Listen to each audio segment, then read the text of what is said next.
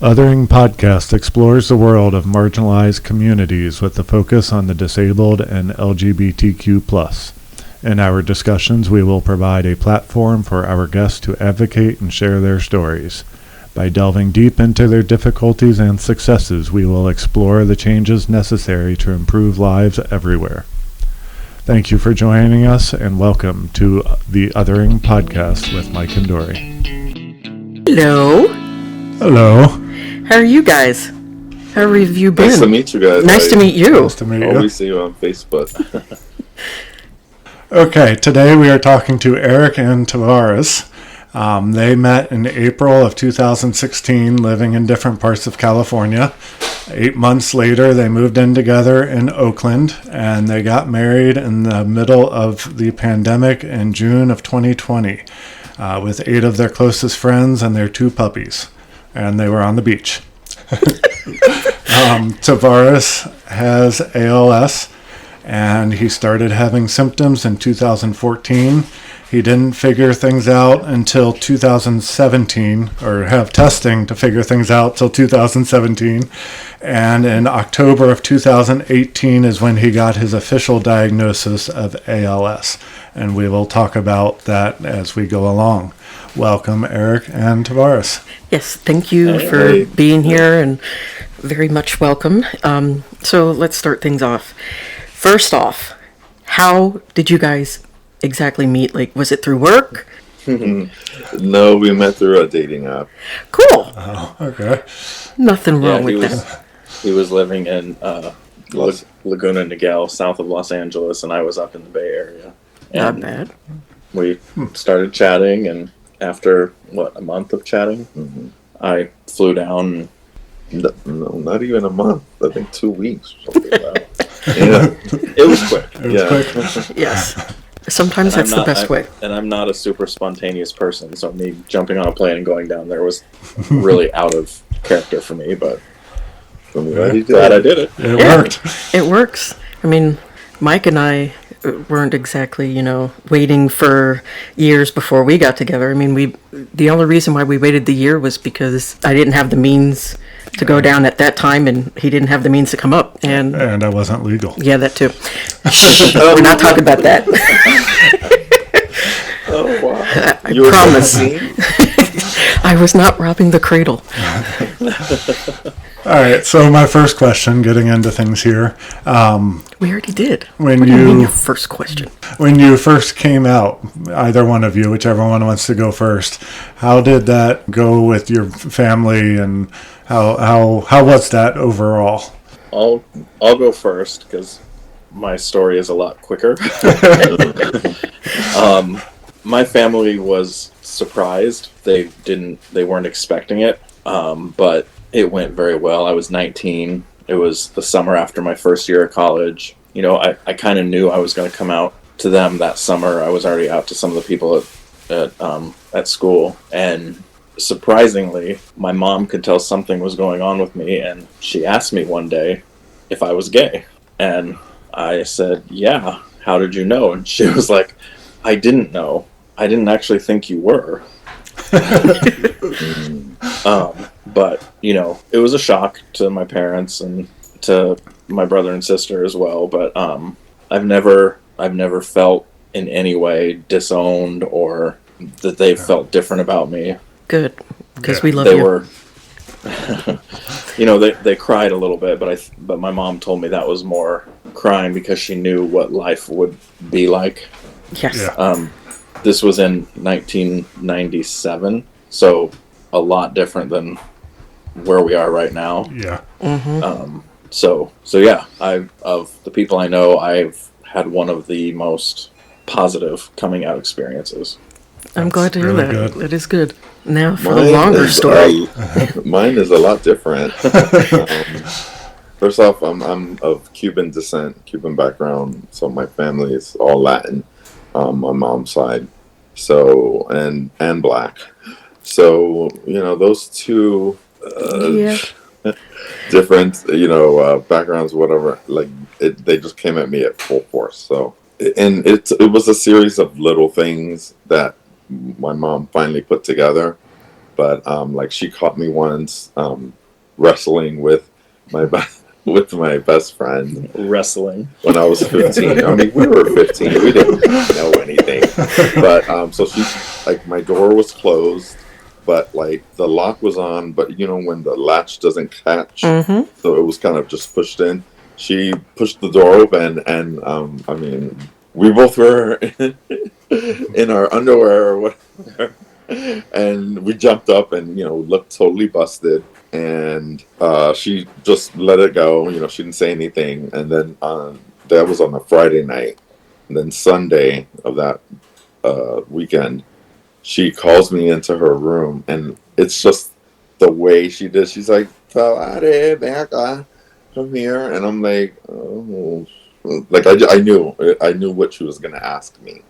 And she was like, "What were you doing on Friday in the bed with your best friend, with Hector?" And I said, "No, we were just wrestling and tickling each other, or something like that." And she's like, "Men don't tickle each other," and stuff like that. And I was like, "Well, we did," and so she was like, "Don't do that again." So that was one thing, and then another. I had this elaborate plan to go to it was a gay club that a lot of people went to, even if you were underage. So my Hector, my best friend, boyfriend, whatever, was gonna come pick me up, but it was a long story there. So he wasn't able to come get me, and so right around the corner there was a Bennigan's from the club, and I had this thought, oh yeah, my mom can just drop me off there. I can say I'm studying, and then whatever, I'll get right back. And so she drops me off at Bennigan's. I do my like perfunctory, hey, bye, whatever. Go inside, wait till she pulls off. And this was 1990, actually. 1990. So I'm wearing those MC Hammer pants. They're really long and big, so I can hide. So then I pull those off. I'm in my Daisy Dukes and a tank top. And I put them in the bag, and I don't know, I toss the bag somewhere.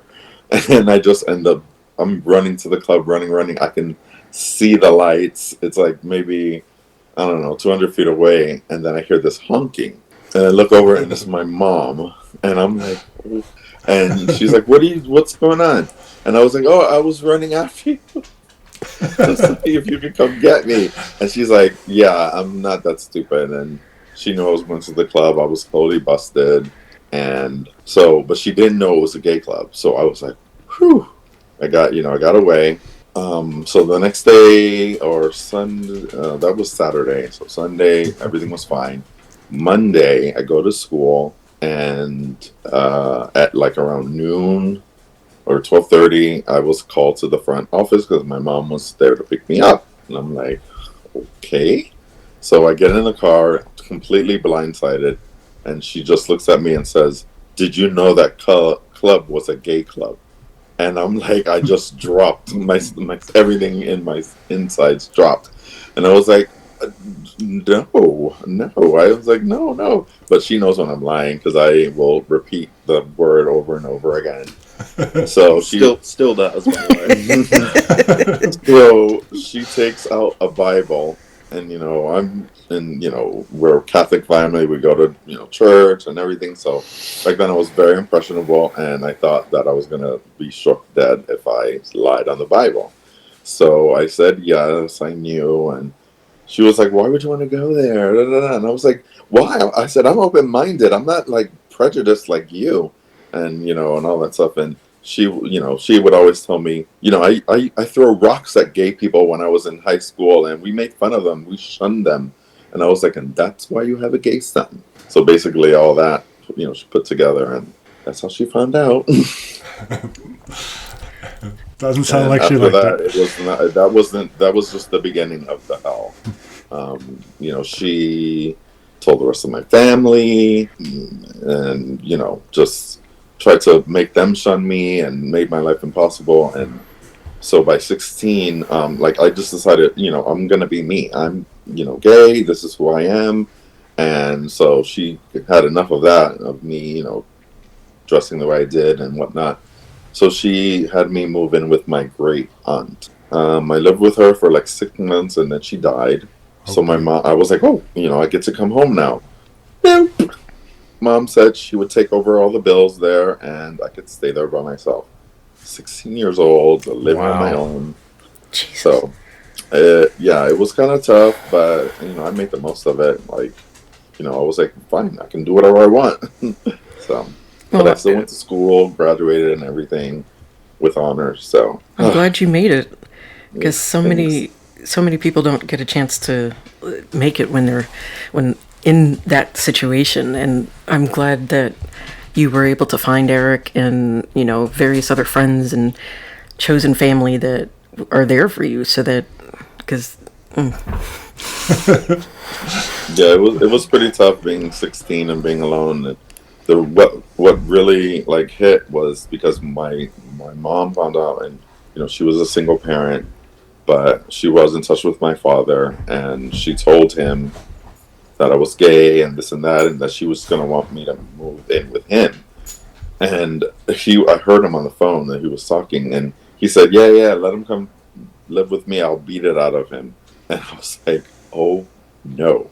So when he got there, my aunt was at the door, and he was coming up the walkway, and it was like one of those fight or flight moments.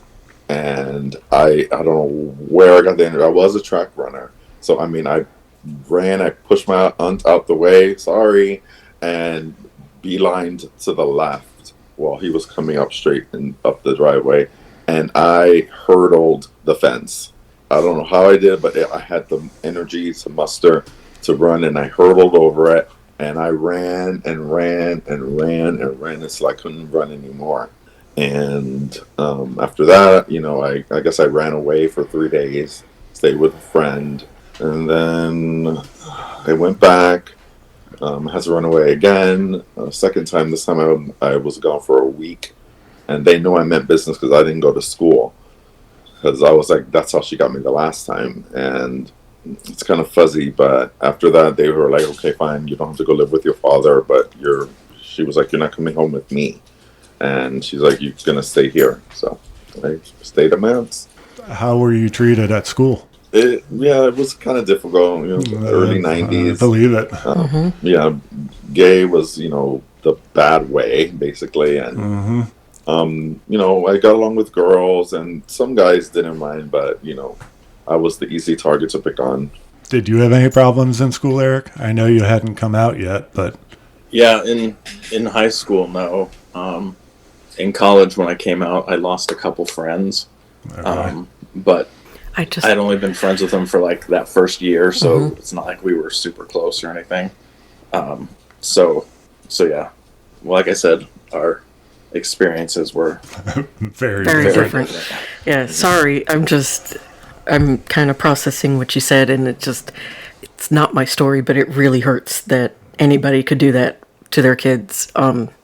It bothers me greatly hearing that anybody would just be like, you can't be with me, you can't be around me just because you're different or whatever it is. And I don't see you as different. I mean, you're a human.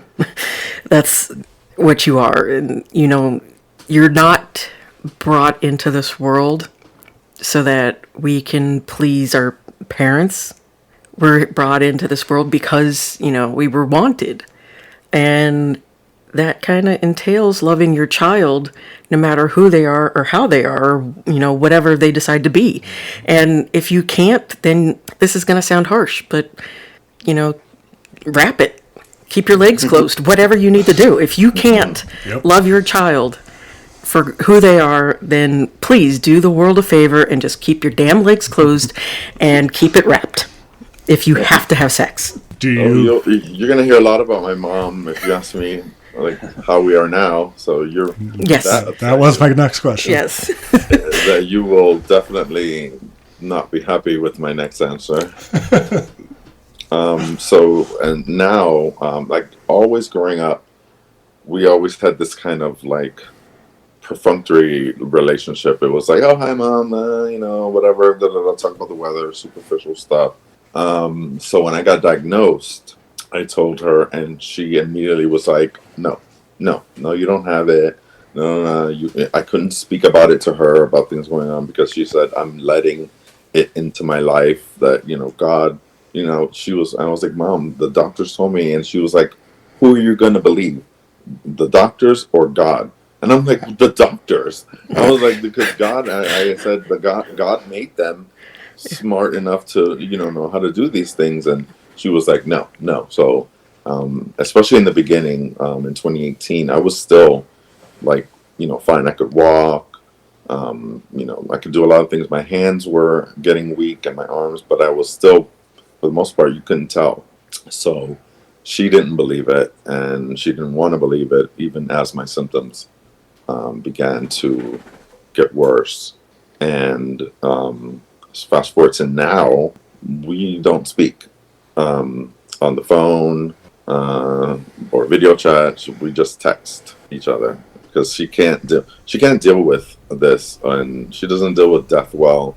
When her parents, my grandparents, were dying of both of cancer, she was just kind of like, okay, we got to go over there and change their stuff and do this stuff and da da da da. And it was just kind of like, let's get over there, hurry up and get out. And this was her mom and her dad. So I expected her to be kind of cold, like distant, but not this distant. Yeah, no. So And I get it. It's hard when, the loved one is sick and you see them, especially in cancer situations, deteriorating before your eyes. And, when your grandfather and Mike's grandfather was passing away from his prostate cancer. And in, Walter's case, with different stuff. And it broke my heart watching them die. But if they needed me to be there to help them, change a diaper or whatever they needed, I would be there because that's what family does. That's what I was taught, is that, family is supposed to, whether it's, chosen or by blood, you're supposed to be there for each other. Sometimes it's going to suck. Sometimes it's going to be awful, and sometimes it's going to be really great. But you stay there because that's technically all you have in the world a lot of times is, those chosen family members or blood family members. So then abandoning them when they're at their worst just kind of feels like a slap in the face. Like, I just want you for money, or I'm only here because you gave me something. And I'm hoping that by doing whatever I need to, then I get something else. And she sends me $200 every month. So there's that. She's always been like, money always controlled me. Like, that's how she controlled me growing up. Like, T, if you get an A on this stuff, whatever, I'm gonna give you $20. So I'm like, oh hell yeah, I'm gonna make an A. Yeah. And when I went to college, if I needed money, I call her, and I have to like listen to her bitch at me, or just acquiesce to everything and just be like, oh, okay, yeah, okay, here's your $500.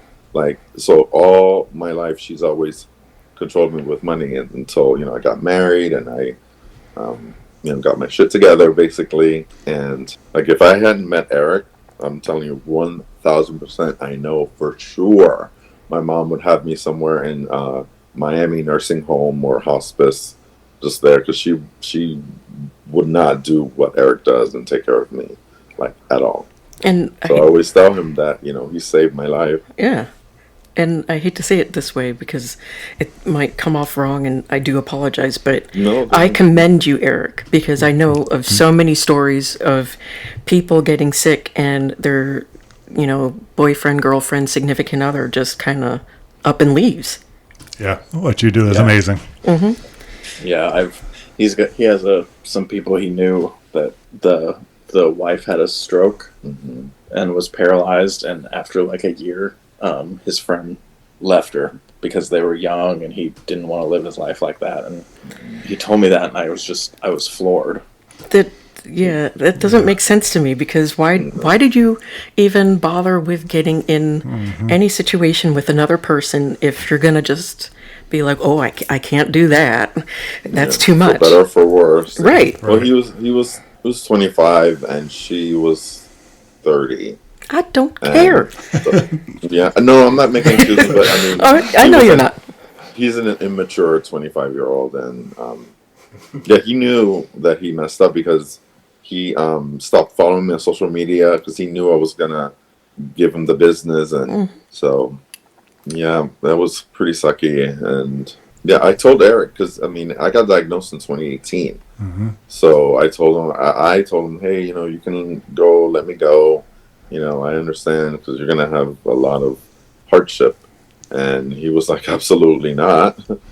So Yeah, and that's So, what was your reaction to that, Eric? How did that, for sounding really stupid, how did that make you feel When he was diagnosed. when he told you? I Yeah, told you. Oh, when you said to leave. I both. was just like, why would I do that? Like we're building a life together. This is going to make it different, of course, but that doesn't change the way I feel about you. Or Yeah, and it shouldn't. I mean, our bodies are just, for lack of a better way to put it, just kind of vessels. And what matters is what's on the inside, our hearts and our brains. And if we can connect with other people on a deeper level than just, ooh, you look sexy. And, let me tap that type of thing. Then I think it's good and that you should keep it and that you should fight to, stay with it. And it's not to say that taking care of somebody who is sick is easy and a walk in the park. It is not. I don't have to necessarily take care of Mike, but he takes care of me. And I know I piss him off and such, and that I'm sure that there are days when he wants to get out that hammer. But Yeah. thank you for admitting it. But the fact that he stays is, I think, should be the normal thing that we should do as people, and not like I said, the way I worded it was because you hear so many stories of people just, I can't deal with this. I don't want to deal with this. I'm young, or I'm tired of this. And well, how do you think the sick person feels too? And it's not fair either way.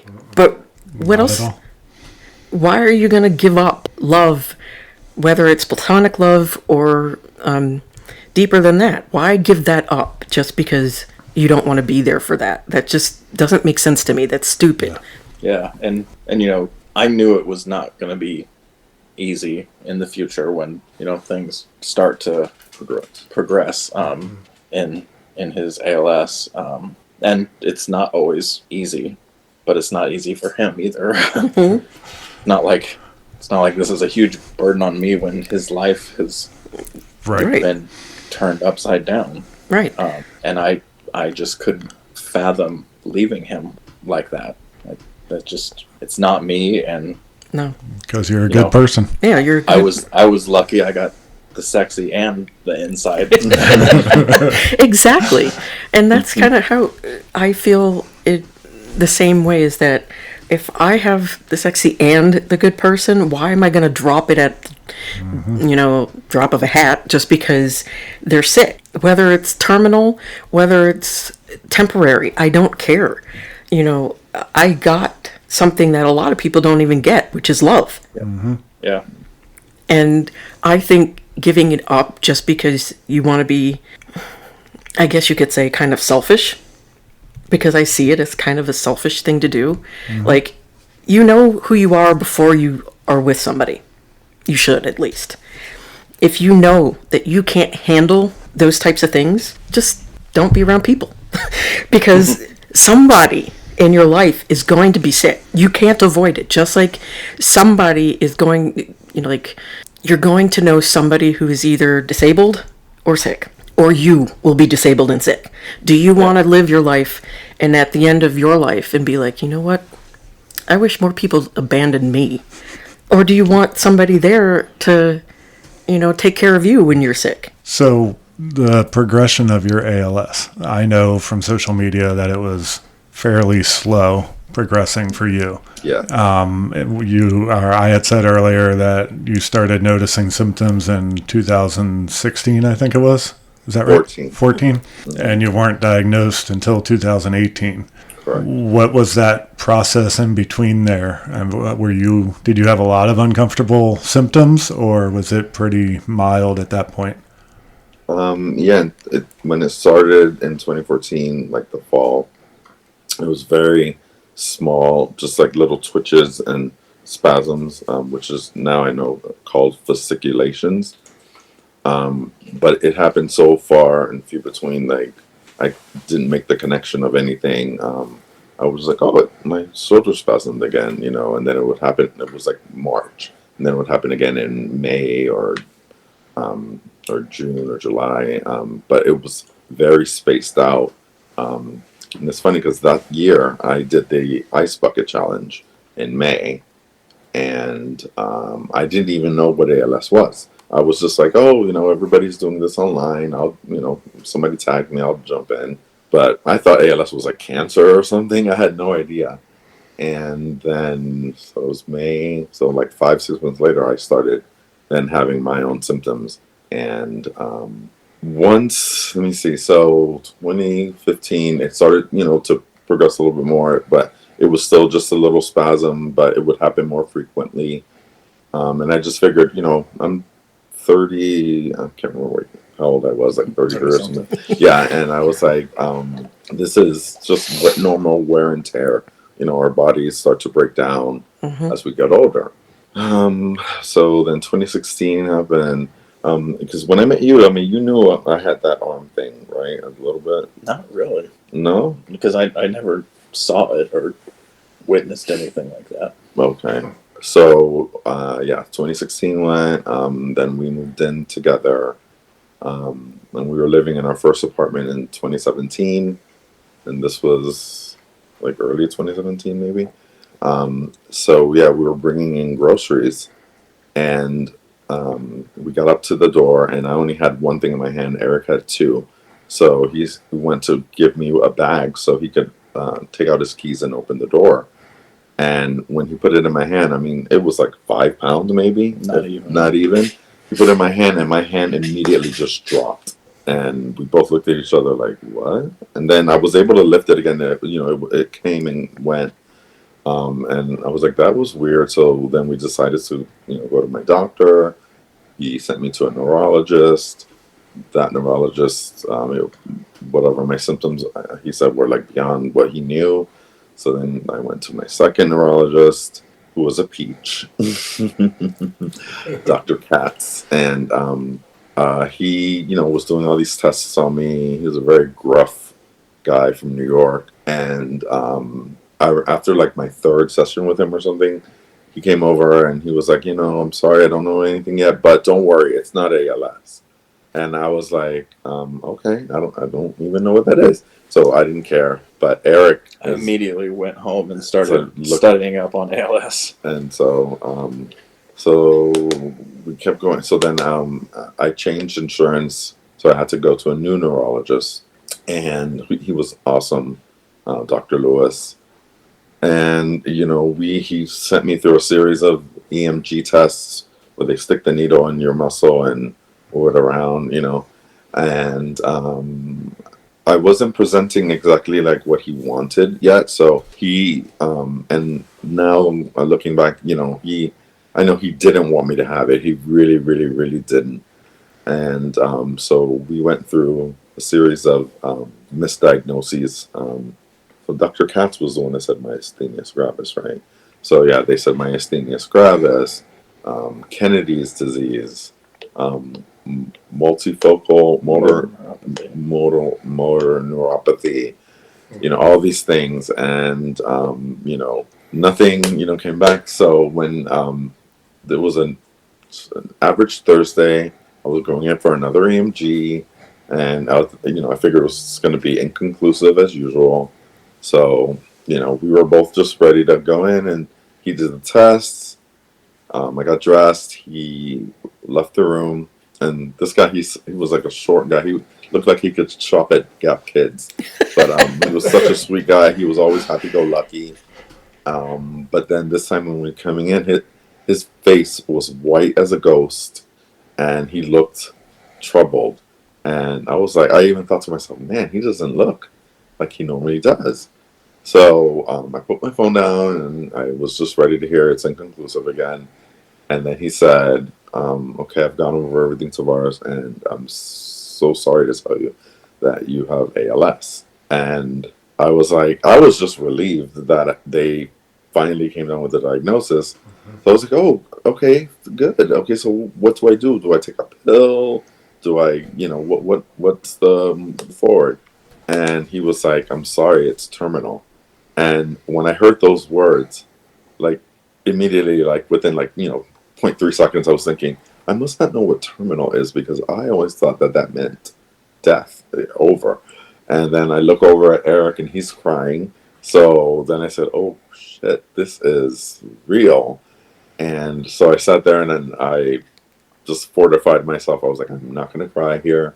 I'm not going to cry. I'm just going to take it as it is. And he left the room, said, I'll leave you guys, and Eric was, crying. We hugged, and I was like, I am not crying. I am not crying here. I still have to walk out through the hallway, go down the elevator. Like I was timing everything. So, how strong I had to be. And, yeah, we walked out and I got to the car and I was still fine. I was like still processing, and so we started to drive home or back to work, and then I said I can't back to work, so I called in, and we were going up on the interstate and going up the ramp, and I looked up at the sky, and it was the most beautiful sky I had ever seen in my life. And it's true what they say: when you know you're dying, everything, the air tastes better, everything. And I lost it because I was like, I'm never gonna get to see that sky again. I didn't know I was gonna, still slow progress, but I thought everything was like immediate. We had just gotten our dogs. I was, sad I wasn't gonna get to see them grow up, and I mean, I was bawling. So it was pretty difficult. I think I stayed in bed like 3 days, 2 or 3 days, just sobbing. And then something clicked in me. I was like, well, if I only have short time, I need to start making the most of it. So I got out of bed and, picked myself up, put on my big girl panties, and Granny just, panties. yeah, and just pushed forward. And see, for me, it was hard since I was a slow progressor. Like I'd meet people, like I started going to the groups, and I started meeting people that got diagnosed after me and died before me, and it just kept happening. And I felt like I was like a phony, like I don't really have ALS, and because I was still thinking I didn't have it, I was still in denial. And so I stopped going because it made me feel bad, and it made me see what the condition of the disease progresses to. Hmm. So I definitely just didn't want to be reminded of that every time. So I stopped going, and my neurologist told me that I could take an early leave and take what is it, short term disability to just not work and just kind of enjoy my life, because he's like, if you work up until the moment you can't, you're gonna probably regret it, like some people do. So I'm really glad that he had me go on disability in 2019, because Eric and I were able to travel. We were able to, just relax and be with each other. I was home 24/7 with him, so we really got to spend a lot of time together, and it was great. So it wasn't until by 2022 my arms were like really really weak. Um, I could lift them, but it was a great struggle. But my legs were fine. I was fine, and I thought that that was going to be the extent of it until 2023, and then I started like tripping, falling, and I kept telling myself, "Oh, it's just I'm just nervous or something." I was making every excuse in the book. It wasn't until I broke my nose and had 2 concussions that I said, "Okay, fine. I am having leg troubles," and went from there. Yeah.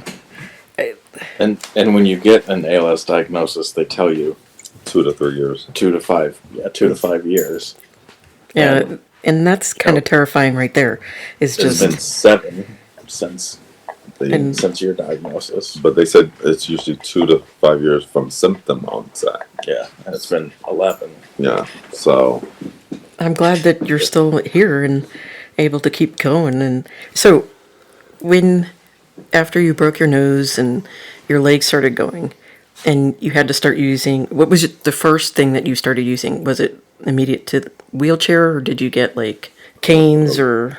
I got a cane, but the thing is, my arms weren't strong enough to support me on the cane, so that was short lived. They suck anyway. I hate canes. Yeah, a walker first, and I was, still vain, I guess, or whatever. I didn't want to have people see me out in it, so I wouldn't use it. I would lean on Eric, and I think I did once. When we went to that bar, and everybody was like kind of fawning over me and everything, and I just wanted to be normal. I just wanted to be one of the people there, not like this disabled person.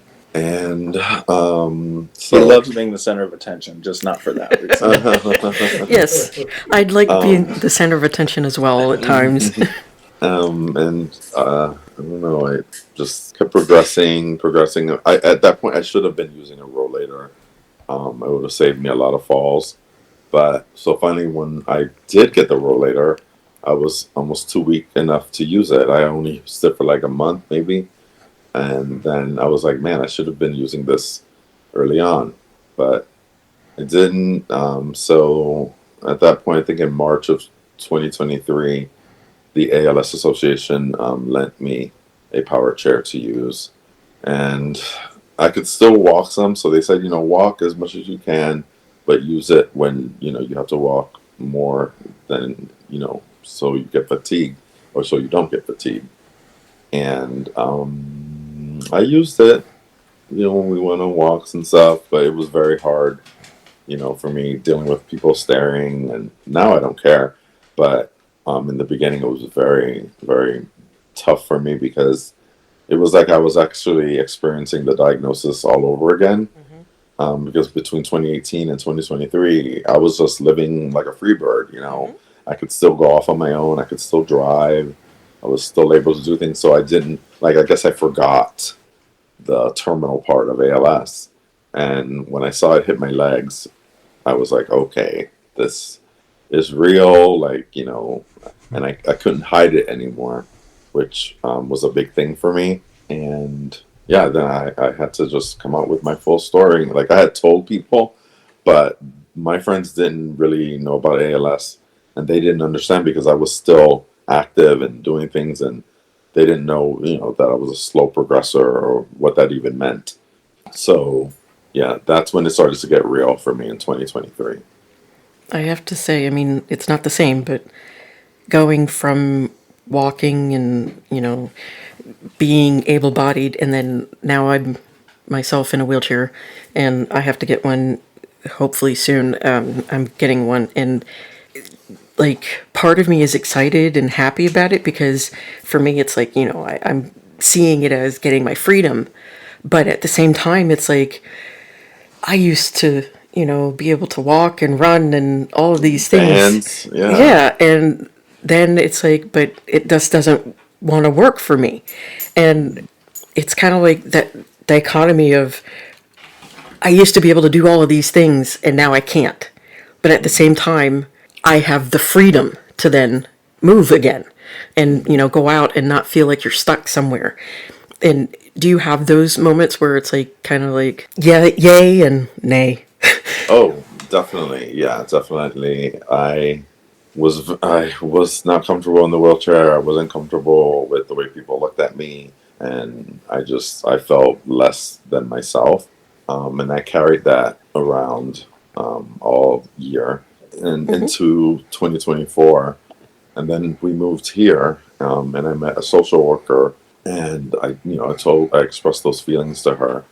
And she said, she's I'm not taking away from anything that you feel or anything. She's like, but whenever I speak to others in a wheelchair or power chair, they say how happy they are that they have it because they can actually move around now. They can get out of the house. They can, be a speed racer in their wheelchair, but it gets them out, gets them moving. So she said, try, if you can, try to look at it in those terms. So, it will be a little easier for you. And I did start thinking about that, and it has changed me. It has helped me. Good. But there are times that I'm just like, damn, whatever. I'll see an old picture of me dancing or out just doing the most, and I'm just like, gosh, I wish I could do that again. I wish I could, be me. Yeah. You're still you. You're just you in a different setting. And I know it's easy for me to say that because I can't think of myself in that same manner, but I can see it for you because it's just, it's like, how you can give great advice to everybody else, but you can't take it yourself. Yeah. And that's exactly the same with him too, because he'll say things about like, oh, and he doesn't say it as much anymore, but like, oh, I'm this freak in a wheelchair, and I'm like, well, do you think your friend Tim is a freak in a wheelchair? Do you think Kevin? He's like, no, of course not. I'm like, well, there you go. And part of that is that internalized ableism of we're taught from birth. Basically, your worth is tied to how much you can provide for somebody else. And when we can't do those things anymore, then it's like our worth kind of feels like it gets sucked away from us, even though it's not. It's still there because, we're humans. We've got brains and we've got hearts, and our worth shouldn't be tied to money or how much, we can produce for somebody else. It should be tied to what we provide in love and care and companionship and things like that. And I think that's what we should be taught. But unfortunately, and it's not, a slight against our parents or anything. They did with the best that they could.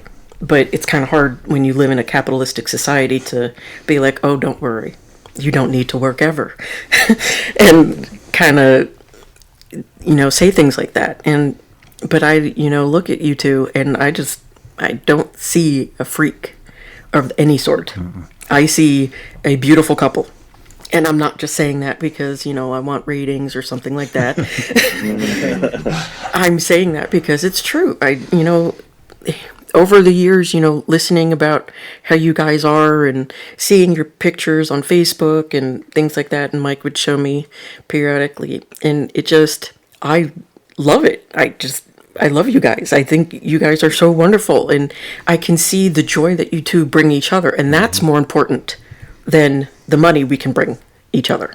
So, Eric, did you feel a lot of that? I guess grief is the word, as things started to progress and he was going more into the wheelchair and things were changing as the caretaker. Yeah. Yeah. It's really hard to see your person struggling. Yep. And, day to day, you can see things getting harder for them. And I think that's the hardest part of being a caretaker. Mm-hmm. Like doing the actual caretaking is not easy. Right. But actually seeing somebody that you care so much about, right, progressing further along. Yeah. You don't want to see the one you love hurting. Yeah. Yeah. It's hard. I can't even imagine. Well, you can. You just don't want to. Yeah.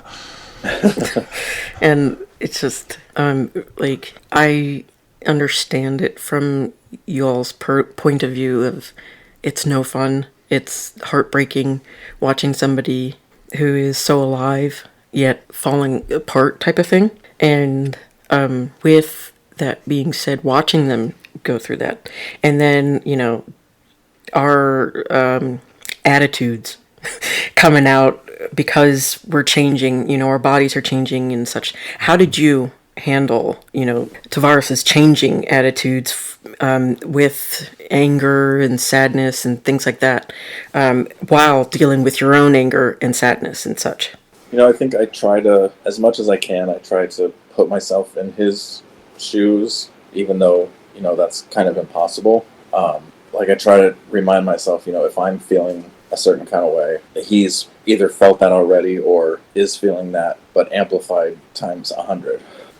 So I just try to remind myself that, I don't know, that it's tough for me, it's tougher for him. And I need to be the strength or support that he needs to get through what he's going through. And don't forget, you can always lean on us too, because caretakers need to know that they have to be able to take care of themselves sometimes, and so that you guys don't all of a sudden, drop dead and not be there for us. Now, on a happy note, I want to know what music y'all have bonded over. We have very different music tastes, but our wedding song was Crazy For You by Madonna. Madonna. You know about Eric. Eric is yes. He eats, sleeps, breathes Madonna. So there was at a point that I knew that he was really the one. Was we were talking about one of her videos, and we hadn't even met yet. Yeah, and he there's not even a second flash in the video of a name on a door of the character that Madonna is playing in this video. They only show it for like a flash. Yeah, just a flash. And he said that name talking about the video, and I was just like, I was floored. I was like, oh my God.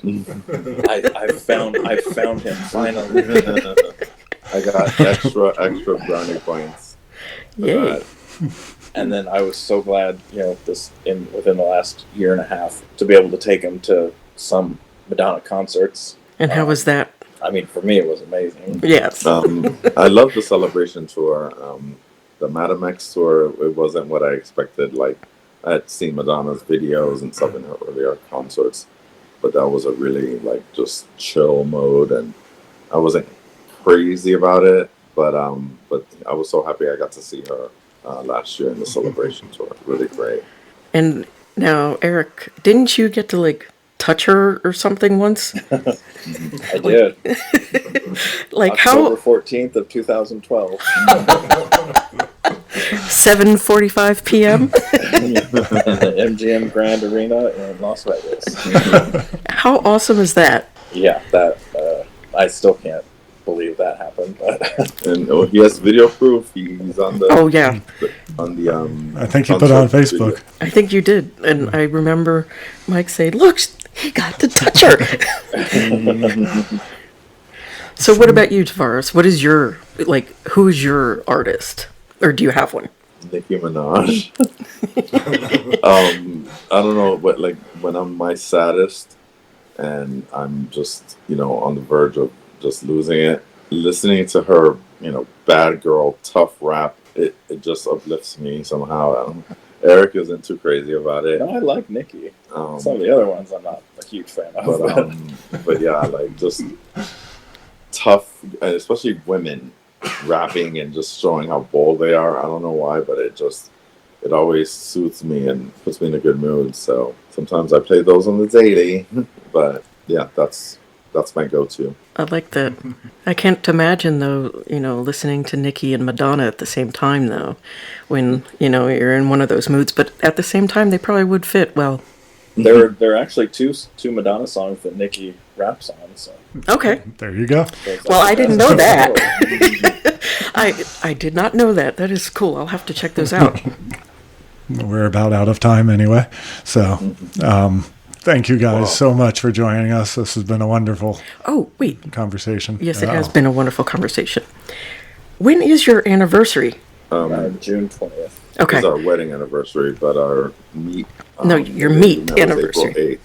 April 8th. April 8th. Okay. That's awesome that you guys remember that, because I can probably say that most people don't remember that.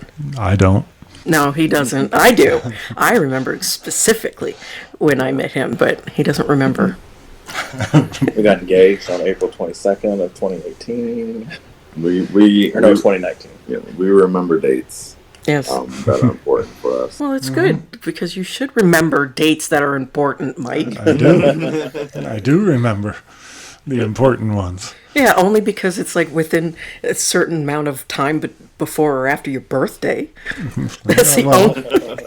I know how to strategically place anniversaries. I mean, I honestly. knew what I was doing. Yeah, right. Our anniversary is 8 days before my birthday. Yeah, that's how he remembers it. It's because it's 8 days before his birthday. Otherwise, he'd never remember. All right. Yeah, we'll always remember our wedding date because we decided we wanted June 20th of 2020. I like that, though. And then the pandemic happened, and we were like, should we postpone so people can come? And then we're like, no, this is the date we want. So. Yeah. So we just got, it was us and like maybe 10 or 11 of our closest friends. And we walked down, we lived like near a beach. So we walked down, to the beach and got married. We even got firemen's approval. They were driving by and they honked their horn at us. Oh, That's awesome. that is awesome. I'm so sorry that we weren't able to be there for that. I mean, it just, the pictures I loved seeing you guys on the beach, and that was just gorgeous. And those types of weddings actually are like the only ones that actually make me cry. Otherwise, I'm just kind of bored. It's like, okay, get to the kissy and such. But the beach ones are like awesome and just perfect because I feel like it's like the perfect setting for love and everything like that. And I love movies too, so, and music videos. So I just picture that being perfect in that. Yeah, it was. And a lot less stress. Yeah. I believe it. Yeah, when we And a lot cheaper. yeah, when we had our first wedding, it was like we decided that we didn't want to have to wait the whole year or so before we could get married and such, and so we had a little justice of the peace, and then about 8 years later is when we decided to have the bigger wedding, and I love that we got to do that because. It's not to say that I didn't love the justice of the peace, but it's just, which was awesome too. But it's just kind of nice to be able to celebrate with my family and his. Yeah. Sediment. A ceremony. What? I was able to have a ceremony. Oh, yes. Are you done being sentimental? Yes. Sedimental? Yes, I'm done being sediment and sentiment. All right. Thank you again, guys. Thank you so much. No problem. Thank you. All right. Bye-bye. If you've made it this far, thank you so much for listening. Please leave a rating for us wherever you listen. Follow us on Instagram and TikTok. Othering Podcast is brought to you by Loudcore Productions in conjunction with your support. Your host, Mike and Dory Morris, graphics by Joshua Morris, and join us next week on the Othering Podcast.